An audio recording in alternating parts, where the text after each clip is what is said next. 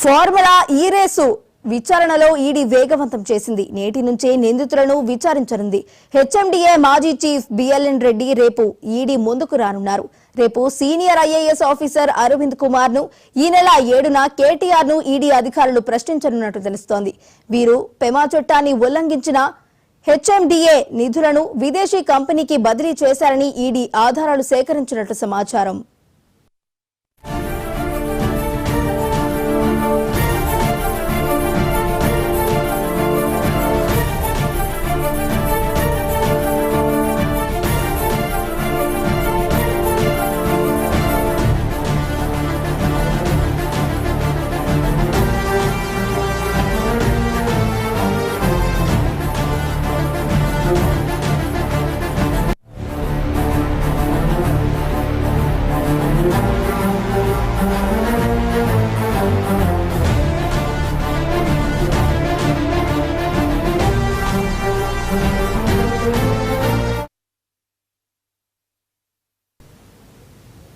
Formula ఈ race case విచారణను ED వేగవంతం చేసినట్టు తెలుస్తోంది. నేటి నుంచి నిందితులను విచారించనుంది ఈడీ. మరి ఇదే అంశానికి సంబంధించి మరింత సమాచారాన్ని మా క్రైమ్ బ్యూరో ఇన్ఛార్జ్ మధు అందిస్తారు. మధు, చెప్పండి. నెక్స్ట్ ఏం జరగబోతోంది, ఈ కార్ రేసు అధికారులు ఎటువంటి యాక్షన్లకి దిగబోతున్నారు అనేది చాలా కీలకమైనటువంటి విషయం. మీకు అనుకుంటే ప్రధానంగా ఇప్పటికే ఏసీబీ అధికారులు ఒక కేసు నమోదు చేశారు. ఆ కేసుకు సంబంధించి హైకోర్టుకి వెళ్ళే కేటీఆర్ అక్కడి నుంచి బెయిల్ కూడా తెచ్చుకున్నారు. అయితే ఈ నేపథ్యంలోనే ఈడీ దాఖలు చేసినటువంటి నమోదు చేసినటువంటి కేసు ఏదైతుందో ఆ కేసుకు సంబంధించి ఇప్పుడు చాలా కీలకంగా మారబోతుంది. నోటీసులు సర్వ్ చేశారు. కేటీఆర్ తో పాటు ఐఏఎస్ అరవింద్ కుమార్ కూడా నోటీసులు సర్వ్ చేశారు. ఈ నేపథ్యంలోనే తమ ముందు హాజరు కావాలి, తమ ఎదుట హాజరు కావాలంటే కూడా ఈడీ అధికారులకి నోటీసులు ఇచ్చారు. 7వ తేదీన కేటీఆర్ రావాల్సింది. ఈ రోజు రేపు చూసుకుంటే మాత్రం అరవింద్ కుమార్ అదేవిధంగా బిఎల్ఎన్ రెడ్డి వీళ్ళిద్దరు కూడా హాజరు కావాల్సినటువంటి విషయం.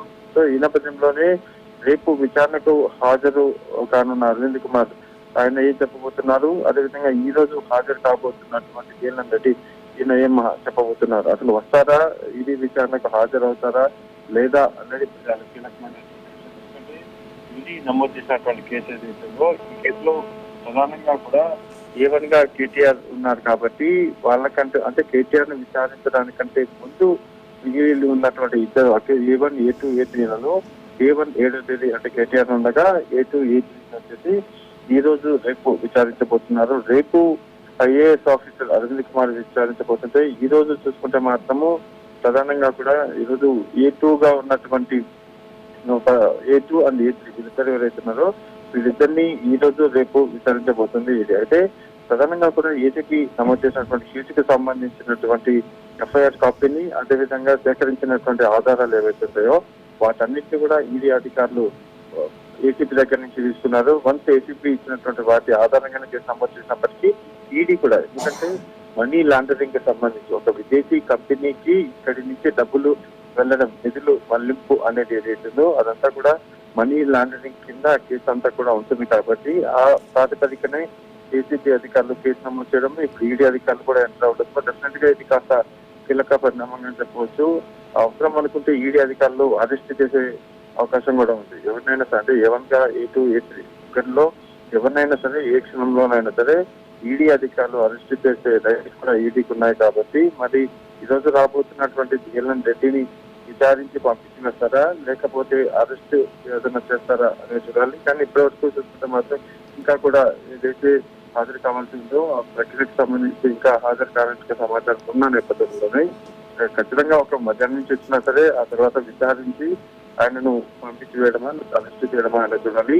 ఈ రోజు జరగబోతున్నటువంటి ఈడీ తీసుకోబోతున్నటువంటి స్టెప్ ఏదైతుందో ఆ స్టెప్ మీదనే పూర్తి వ్యవహారం అంతా కూడా డిపెండ్ అయిందనేది చెప్పాలి. Right, thank you Madhu.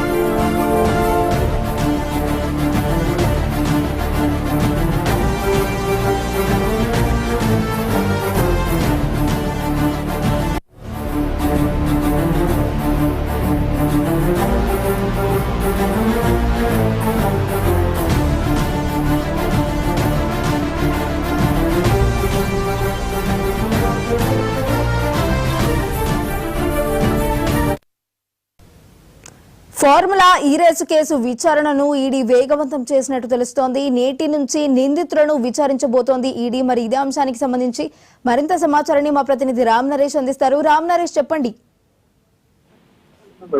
ఈ ఫార్ములా పెంచిందని చెప్పుకోవచ్చు. ఈ రోజు ఏపీగా ఉన్న బిఎల్ఎన్ రెడ్డి సంబంధించి విచారణకు రావాలని చెప్పేసి నోటీస్ ఇచ్చారు. ఈ రోజు ఆయన విచారణకు హాజరవుతారా లేదని మరి కొద్దిసేపట్లో తెలియనుంది.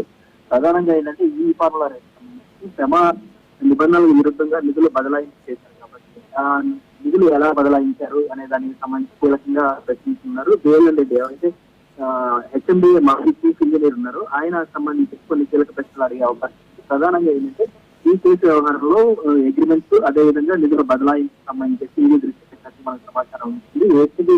ఎఫ్ఐఆర్ ఆధారంగా ఈడీ కేసులు నమోదు చేసింది. ఈ కేసుకు సంబంధించి ఈ రోజు ఏపీగా ఉన్న బిఎల్ఎన్ రెడ్డి విచారించింది. అదేవిధంగా ఏపీగా ఉన్న అరవింద్ కుమార్, ఐఏఎస్ ఆఫీసర్ అరవింద్ కుమార్ ఎవరైతే ఉన్నారో ఆయన్ని రేపు విచారించే అవకాశం ఉంది.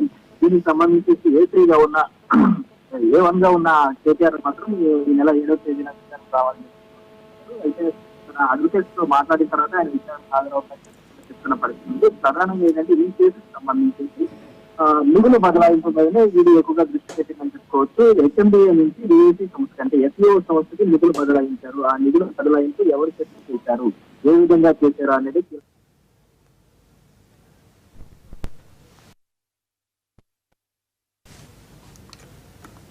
Right, thank you Ram Naresh.